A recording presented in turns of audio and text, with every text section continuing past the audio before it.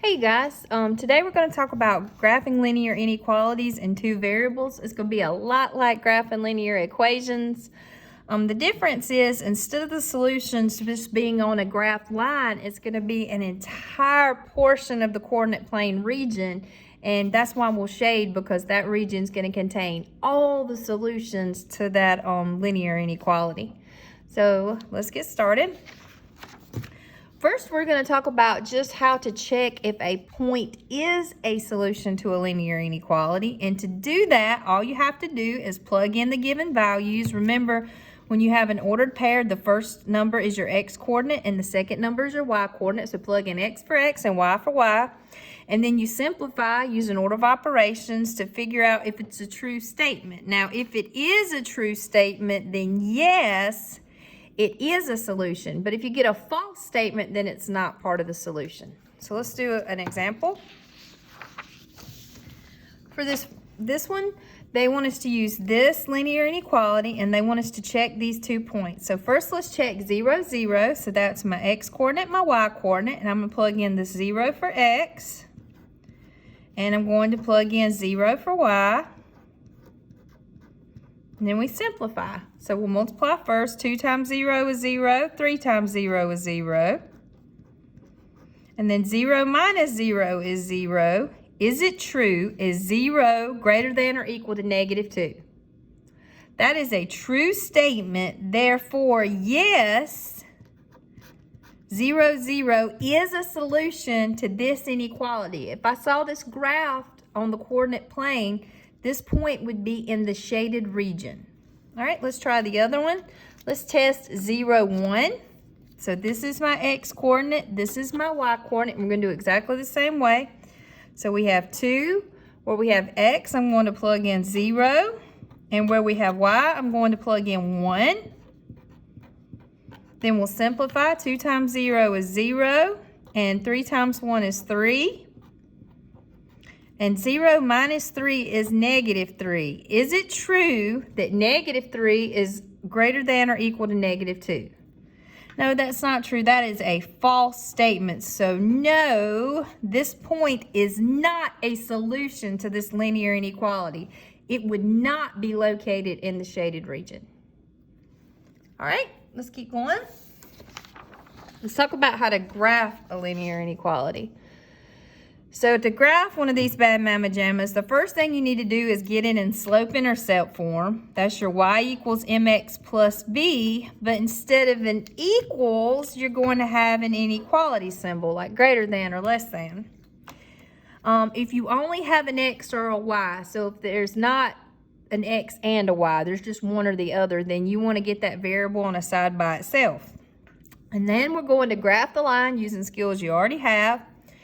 If the sign is less than or greater than, it doesn't have the equal to part. If it doesn't have the equal to part, then when you graph it, you're going to use a dashed line, okay?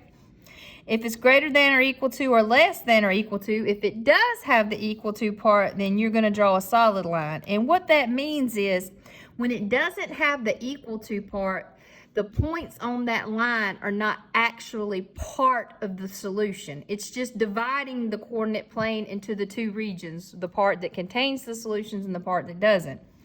If it's a solid line, then the points that are on the line are part of the solution. And then it says to test a point to determine which side to shade. And if the point works, like what we just did, if it's a true statement, then you'll shade the region with that point. If the point you test doesn't work, then you're not going to shade that region. You'll shade the other region on the other side of the line, okay? And then just some helpful hints for you.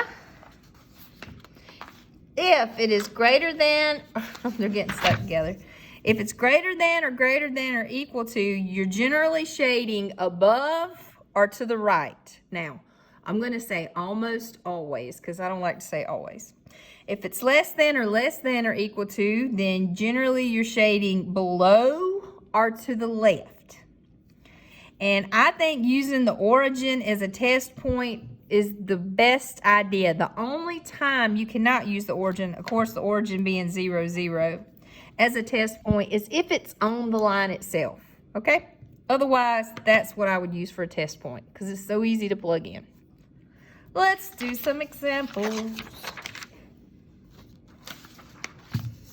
All right, for this one, we have x is greater than or equal to -1. So this only has one variable. It's already on a side by itself. Now, when you have x equals a number, what kind of line would that be? That is a vertical line. So when we graph this, it's going to be a vertical line. It has the equal to part, so it is a solid vertical line. So I'm going to go over here. I'm going to do number 1 here. We go to -1, and we're going to draw a solid vertical line. All right, so the points on this line are part of the solution. Now we've got to figure out, do we shade the left region or the right region? So this is greater than or equal to. When you think about your x-axis, where are the numbers greater than -1 located? They're located on the right side, right? Like if I plugged in 2, is 2 greater than or equal to -1? Yes, it is. So we're going to shade the right region. Now I'm using markers, so I'm just going to kind of do a quick shade. And that's it. Let's look at the second one. We have y is greater than -3. Now remember from back in the day, if you have y equals a number, that is a horizontal line. So this is going to be a horizontal line. It does not have the equal to part, so it's going to be dashed. So I'm going to use this one for number 2. I go up to -3 on the y-axis. And I want to draw a dashed horizontal line. Dash, dash, dash, dash, dash, dash. Okay. And now we've got to determine if the region above or below contains solutions. So it's greater than. So looking at the y-axis, the numbers greater than -3 would be located above or below. Above, right? And if we tried like 0, is 0 greater than -3? Yes, it is. So we're going to shade the region above. And like I said, this is a rough coloring job here. All right, let's look at the next one. We have 2x minus y is greater than or equal to -2. So first we need to get it in slope-intercept form. So we're going to get y by itself. So we're going to move the 2x to the other side. Get out of here. So when we move 2x to the other side, it's positive on the left. So it will be negative on the right. Don't forget your -2. Now we have to get rid of that negative beside the y. If it's beside, you divide. Now, same rules apply as before. When you have an inequality statement, if you divide by a negative, what do you have to do? You have to flip the symbol. So now we'll have y is less than or equal to -2 divided by -1 is positive 2x, and -2 divided by -1 is positive 2. All right, so when we graph, this is our y-intercept. This 2 is our slope, right? The coefficient with x. It has the equal to part, so it's going to be a solid line. So I go up to 2 and put a point. The slope is positive 2, so I will rise 2, run 1, rise 2, run 1. I'm going to go the other way so I can draw a straight line. All right, and it's a solid line. Okay, and now we have to determine which region to shade. Now, I look at my finalized answer, and it's less than or equal to. So I would suspect that I would be shading the region below the line, but let's just check a point. So the point 0, 0 is not on this line. So I'm going to plug it in to see if it works. And I'm going back up to the original to plug it in. So we have 2, and instead of x, I'm going to plug in a 0. Minus, instead of y, I'm going to plug in a 0, is greater than or equal to -2. So we're testing 0, 0. Okay. 2 times 0 is 0. Minus 0 is 0. That's a lot of 0. Is it true that 0 is greater than or equal to -2? Yes, that is a true statement. So this point is a solution. So we will shade the region that contains 0, 0 because 0, 0 is a solution. So we did color below. Shade below. Whoops, I went outside the lines. Oh no. It's going to be okay. Sorry about that. Let me scoot that over so you can see where I plugged that in.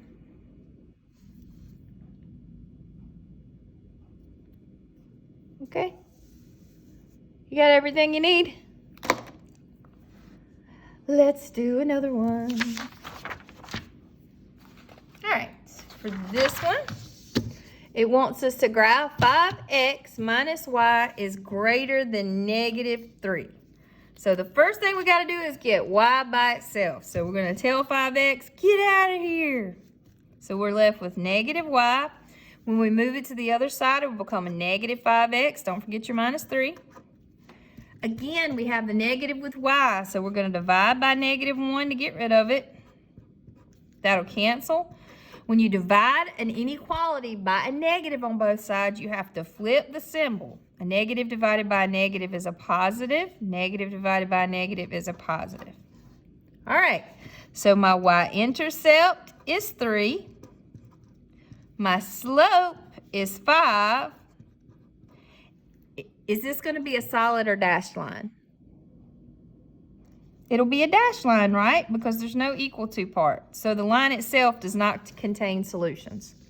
So I'm going to go up to 3 on the y-axis and place a point. And the slope is +5, so I will rise 5 and run 1. I'm going to go the other direction, so I'll go down 5 and run 1 to the left. 1, 2, 3, 4, 5, 1.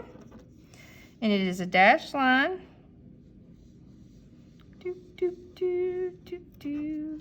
Okay, and now we've got to determine, are we going to shade this side or this side? Now it's less than, so I'm thinking below, but let's test a point to be sure. And again, we can test the point 0, 0 because it is not on the line. So let's test 0, 0. I'm going back up to the original. So where I see x, I will plug in 0. Where I see y, I will plug in 0. And I know that you know 5 times 0 minus 0 is 0. Is it true that 0 is greater than -3? Totes true. So does that point a part of the solution? Is that point part of the solution? Yes, it is part of the solution. So we will shade the region that contains the point 0, 0, which is below the line. I was never really good at coloring. Okay, let's do another one. For this one,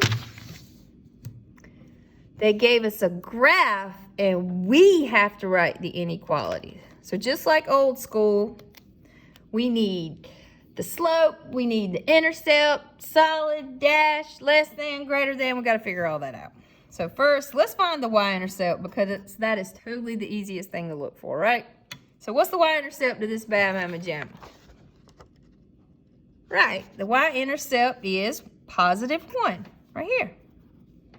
And now let's find the slope.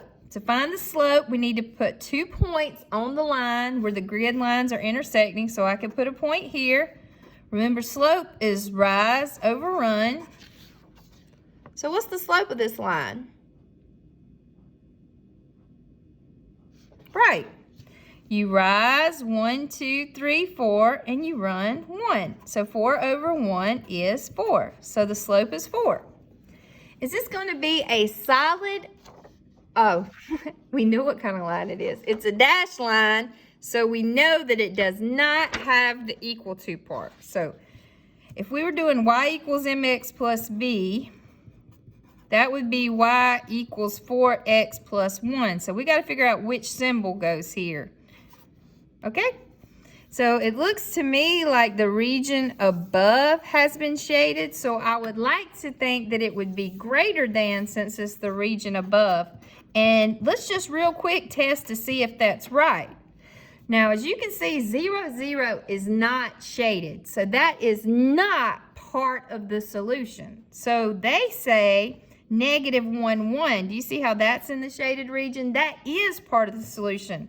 So if I test -1, +1, it should work if I've drawn the symbol the correct way.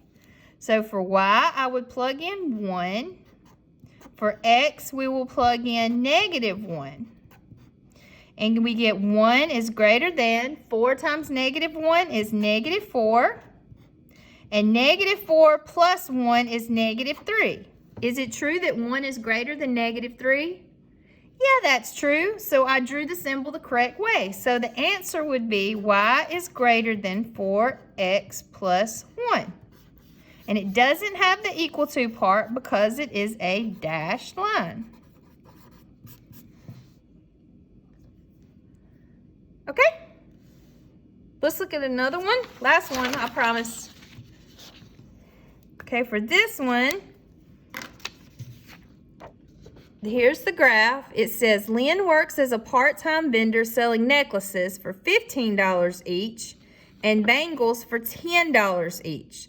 So be careful. They said necklaces and then bangles, but the bangles are on the x-axis and the necklaces are on the y-axis. Tricky, tricky.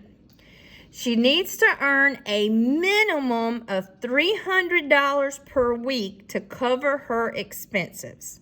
So let's write an inequality that goes with this. So like we said earlier, because bangles are on the x-axis, that's my x, and necklaces are my y.